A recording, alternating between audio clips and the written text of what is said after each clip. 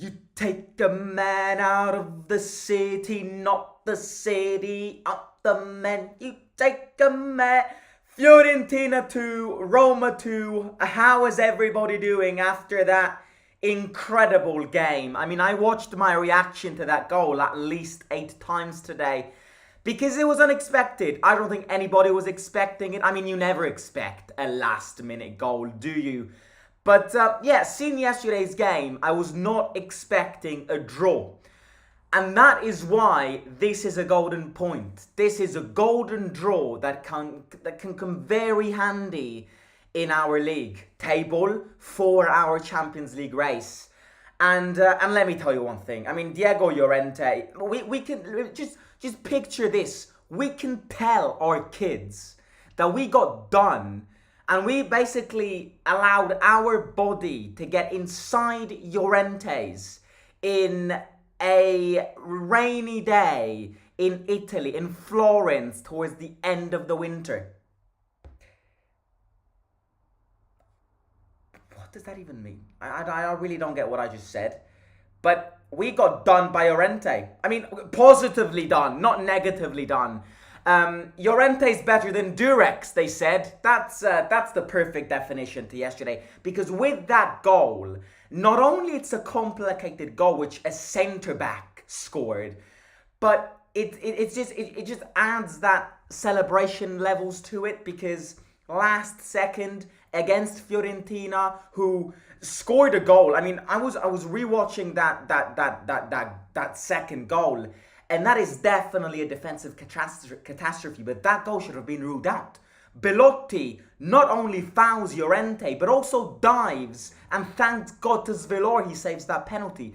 I've said this yesterday. Belotti, after yesterday's game, I don't want him back, little shit, behaving like a kid, robbing a goal and diving in the box. That is not what I expected Belotti to do against us. So I'm glad that Belotti went home yesterday without 3 points, because otherwise it would have been hard to digest. But let's go chronological. I mean, we need to, absolutely need to, look at that initial lineup and unfortunately criticize that initial lineup, because every manager makes mistakes, of course, especially a new emerging manager like De Rossi. He's going to learn from this. The positive thing here, again, something very new, a completely new communication chapter, a manager who, takes responsibilities, went in front of the microphones yesterday and said, I mean, that starting lineup, it was all on me. I had no idea why I started with that lineup. So some of the blame he accepted, it's his. Some of the blame is also on the players, because they looked less hyped yesterday. They looked less, of course they were tired, and we're going to get into this today. But you know what, like Target, I mean, do it for Diego Llorente, born in Spain, on loan from Leeds United. In fact, he's not even on loan anymore. So do it for Diego Llorente and for Miles Svilar. Just hit the like for them. 100 likes to the like target. I know you can do it. We've been smashing these like targets lately. So if you can get 100 likes again, it would be amazing. Yeah, chronologically, that starting lineup, I mean, we were all confused of why De Rossi chose that lineup. And I remember yesterday at the start of the live watch along, we were all worried because that lineup was a weak lineup. And I said this yesterday before the watch along the game actually started.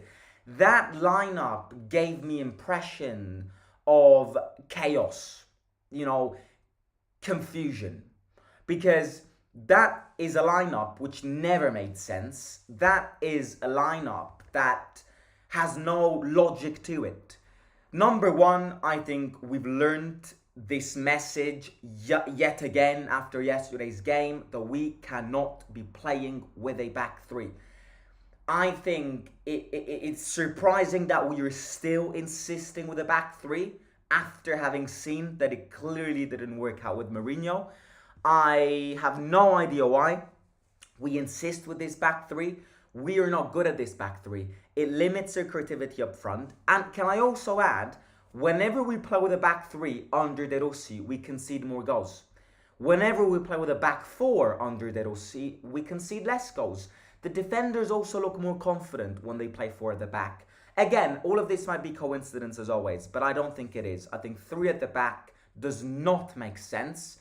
And that's the number one mistake which I think De Rossi made. I think we need to move on playing with four at the back. We're better at it. We just play better games, more enjoyable games. The players look like they look even better when we play with four at the back. So I think yesterday's game has put a tombstone on back three. I don't think we're going to see it again. De Rossi said this post-match. He said, I think the players are rejecting a back three system. So moving forward, I'm going to eliminate it from our minds and move forward with a back four because it doesn't work out. And number two, putting Angelino on the right when he clearly has never played on the right and he's a left back, and having had Celik or Korsdorp to put on the right is the definition of why it was a confusion, just a chaotic lineup. It's a lineup which made no sense. Mancini got booked immediately, and I think we need to speak about referees. I mentioned this yesterday, and I will never get tired of going against these referees because these referees don't have a clue of what they're doing. I mean, I'm not the first one to say this, and I'm sure I'm not the last one to say this. These referees are abysmal. I mean, it's not even their fault. It's who appointed them, as who actually gave them jobs. They are not good. They are too inconsistent. They don't follow general rules, and every single referee here has their own rule booklet, which is morally wrong, because yesterday there was clear favoritism on the approach of the referees. Whenever we had a foul, the referees didn't give warnings, they just give a yellow card. Whenever Fiorentina had a foul, they just went there, oh, you have a warning. You have to be equal. These referees are crap. Adding on to that, the second goal that Fiorentina scored should have been ruled out. And I'm not here going to protest about referees because I think in the first half Fiorentina dominated us and had many chances. And I'm not saying that we would have won yesterday's game because we didn't play a massive game yesterday. And I'm happy with the draw. But, maybe we could have won. That is never a goal. Belotti clearly pulls Llorente down.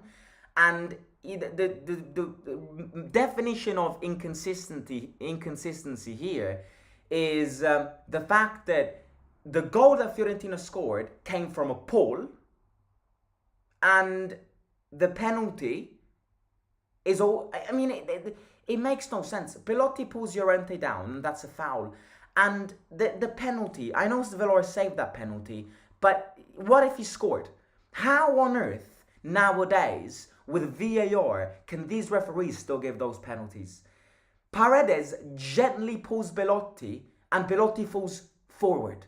What's the physics behind that? If I pull a person, the person isn't going to fall forwards, he's going to fall backwards. So initially, that is the definition of a dive. If I pull Belotti, why on earth would you fall forward? If you pull somebody, you fall backwards, mate. So it's unbelievable how nowadays you can get given that penalty with VAR, checking after checkings. I don't get this. I really don't. Thank God Svilar saved that, because if he scored that, we would have been revolting everywhere on social media. Yeah, so formation wrong. Then, another thing which I didn't like is the fact that when Mancini got subbed off, Huijsen came in. I don't think Huijsen had a great game yesterday. Again, this might be my own personal opinion, but I don't think Huijsen had a good game. Again, he was booked, so he put us in difficulties, because at a certain stage we had Mancini booked, substituted off, Huijsen booked, substituted in, and Ndika booked, and Paredes booked, and nowadays Paredes almost plays as a defender. So, yeah, I think what had to happen yesterday was subbing Mancini off was the correct choice, and I respect De Rossi for doing that, because it's not easy for a manager subbing a player off after 20 minutes. But it's important, because I think Mancini would have gotten a red card yesterday. Because of the stadium wanting and demanding that red card. Yeah. It's red card was imminently going to come for Mancini yesterday. So thank God we subbed him off. But then I would have put Celik in. I wouldn't have put another centre back in. We were insisting with this back three, which doesn't work out. And then when we suddenly moved to a back four in the second half with Huijsen wide, we started to play better. And in that second half, We dominated them. We scored a goal with Aouar, good goal. Dybala crossed it in. No, Dybala to Angelino. Angelino crossed it in. Aouar with a header. I'm going to speak about Aouar in a second. And then the last minute goal. That's a masterclass. That's a one in a lifetime goal because that is a goal that you don't see a centre back score. The coordination that goes around that goal is incredible for somebody who plays as a defender. And another big thing is Ndika. You know, that header is a perfect assist. Ndika did 70% of that goal for Llorente because he placed the ball in the exact perfect position for Llorente to kick it in. Ndika's improving week in, week out. However, the first goal that Fiorentina scored was Ndika's fault. So I think Ndika was man of the match yesterday. I think he makes himself so big, lads. He's just so big. He's so physical. When he plays well and when he is starting to understand this defensive system, the players that he's working with, Ndika's a massive player. I'm worried that we're going to sacrifice Ndika this summer. Again, look, if we don't get Champions League football, we're Roma. So it might happen because with Ndika selling, we could get a lot of money. That's another reason why we need Champions League football. Because if we get Champions League football, we're not in a position having to sacrifice players. If we don't get Champions League football, I can see Ndika leave this summer because we're clearly going to make a profit from him. He's improved so much. That AFCON with Ivory Coast gave him so much confidence, and he's playing really well. But that first goal that Fiorentina scored was on Ndika because just like he is very big and he's very good at making himself big, just because of that reason, he got bumped away way too easily. He needs to be in front of the defender in set pieces. He can't get moved away so easily. So especially because that guy who scored was half the size of him.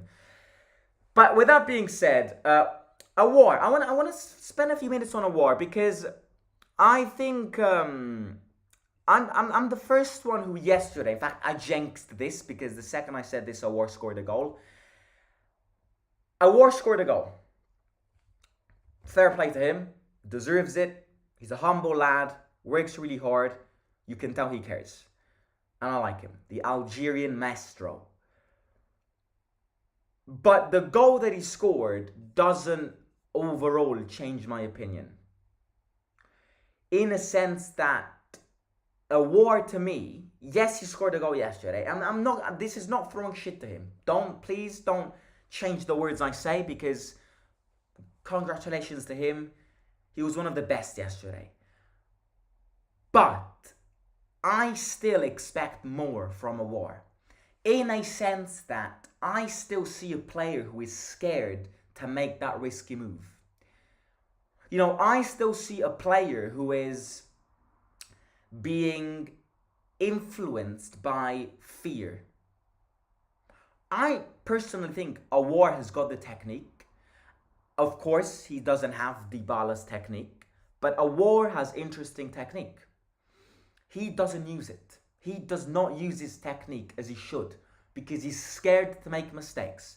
And that is normal for a player who is new here, played in a different country, needs to understand the culture, the system, the teams. It is normal for his first season. But moving forward, whether we sell him or not this summer, I do expect more from Aouar. I want to see him more contributing in the box. Again, he scored a goal, so this argument that I'm making doesn't really apply to yesterday's game. I'm speaking overall. I'm going to give him more chances, but the more chances that I give him, he needs to convince me more. Because he scored the goal, fair play, but his performance wasn't perfect. And I think we can all agree on this.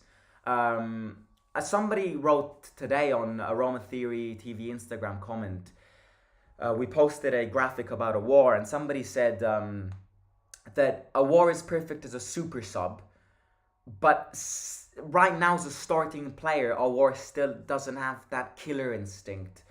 But with that being said, good goal. It wasn't a good header. It's not an easy header for somebody who's not massively tall. And yeah, again, good. Other performances yesterday. Terrible performance yesterday, Cristante. There's a justification to that. There is a justification to that, which I actually noticed 10 minutes ago. He became father today. Liam Cristante is born, so congratulations to Brian El Football Cristante. Congratulations to him, his wife. Yeah, I mean, I'm not gonna say that it's the fact that his wife had a child today that it's his fault, but you can tell that he was thinking about something else during yesterday's game.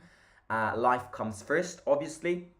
Being parents, having children, personal life, healthcare, all comes first. And I do understand if 10 hours before your wife is about to give birth to a baby, you're a bit nervous. I mean, I don't know if Cristante was expecting to become a father today, but with that being said, it's normal.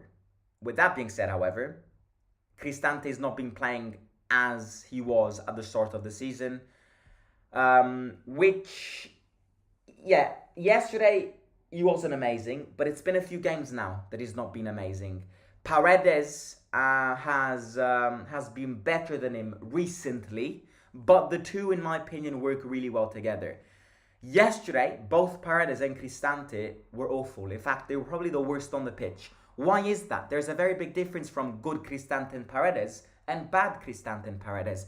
And the difference lays in a very individual detail, the accuracy in passes. When Cristante and Paredes are accurate with their passes, they're unbelievable players. But the second Paredes and Cristante start losing balls, they become terrible players. So the difference between a good performance of the two players and a bad performance all depends on accuracy of passes. Svilar. I mean, Svilar is the hero.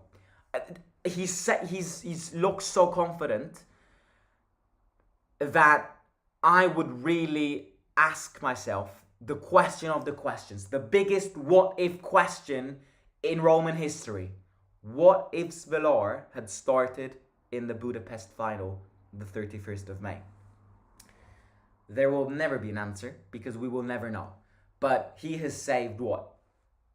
4 penalties out of the last 7, including that shootout with Feyenoord. Unbelievable. His instinct, his sense of direction, his sense of motion, that's what a goalkeeper needs. You know, and if you look at Svilar, then you ask yourself a big question about the future, which is he going to be your first goalkeeper moving forward, or do we still need somebody else? That's a very big what if question. But again, no need to getting lost in it because yeah, it's pointless. We lost that final. I mean, we got robbed, but yeah.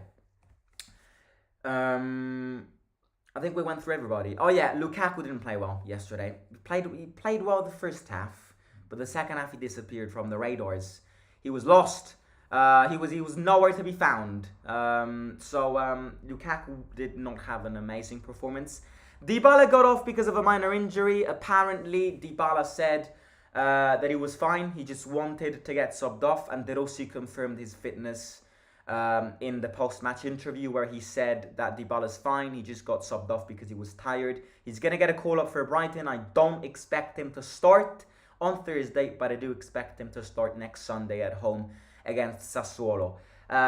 So yeah, those are the players. I mean, overall performance, it's clearly the weakest under De Rossi. Again, I don't think it takes a genius to say this. Fatigue definitely played a big part, but moving forward, of course it will be an excuse, but it can't be an excuse. It's an excuse, but it's not an excuse, because if we want to go well in Europe, then we will have to play an average of, 2/3 games every week. That is what big teams do. And the way De Rossi wants to play, it requires more stamina, requires more, aerobics, it requires more cardio, it requires more intensity. So it is normal for the players and for the overall team to play a bit less well after they were coming from a month and a half of amazing football. It's normal. They've been grinding results. It's normal for them to be tired. They won 4-0 against Brighton 3 days prior to yesterday's game, and the preparation for the Fiorentina game wasn't really a preparation, because when you play a game on Thursday and then you got to leave for another game on Saturday, that means you only have Friday. And on a Friday, the players who played Thursday's game don't really train. So that is going to be a problem moving forward. That was a problem last season. That was a problem 2 years ago. If we want to go well in Europe, if we want to be a big team, we need to be able to balance out in terms of squad depth, in terms of players themselves, how to control the energies. And that's something we definitely need to improve on. But having said this,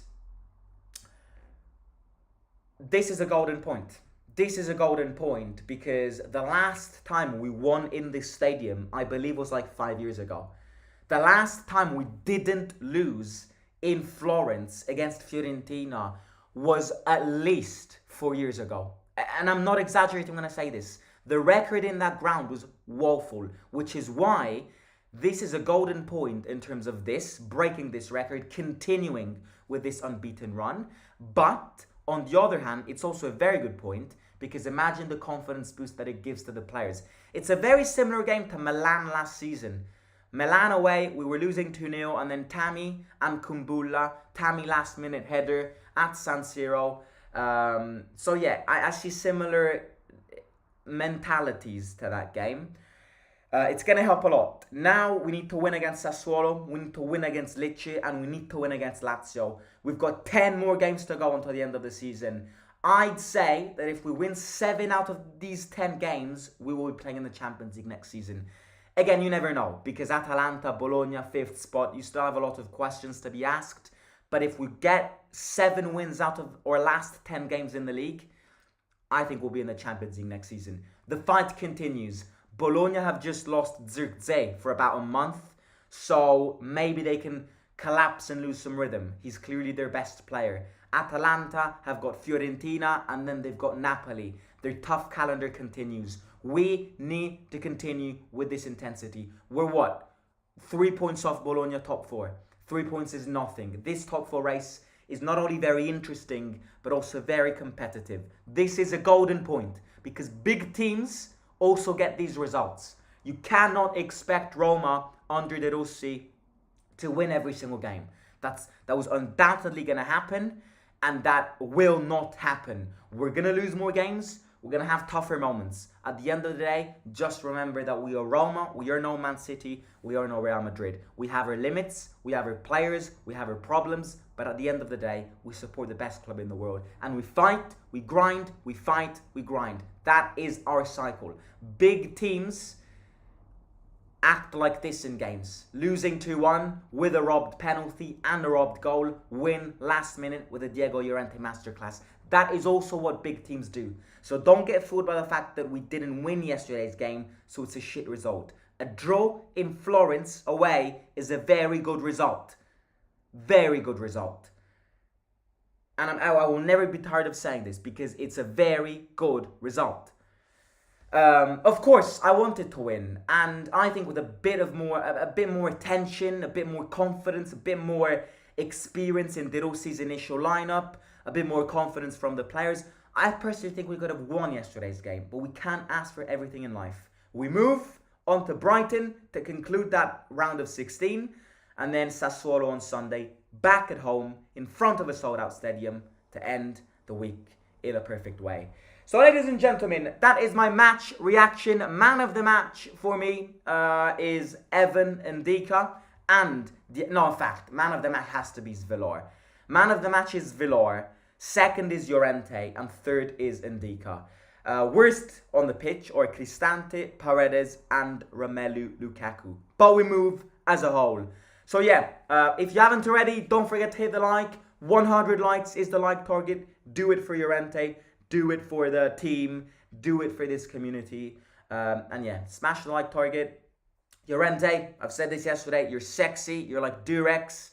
You should get a job at Durex. You will have no problems in finding it. Simo, the interview link. Oh yeah, I did have this interview with this English channel, but apparently they're breaking it down in shorts. So they're not gonna release the full interview. They are breaking it down in shorts. The channel is called Monday Sportif. Monday Sportif. Let me type it in the chat. Monday, Monday Sportif. Monday Sportif. I believe, yeah, they were breaking it down in shorts. So, yeah, it was great to chat with them, as always. If anybody does have a channel and wants me on, I'm always very free to come on. So, yeah, don't be shy to ask. Just send me an email in the email down below. Hit the like, subscribe, follow Roma Theory TV on Instagram, and I'll talk to you soon tomorrow with the Brighton second leg away game. We move. It's a golden point, this is. It's a golden point. Bring it on. Simo out.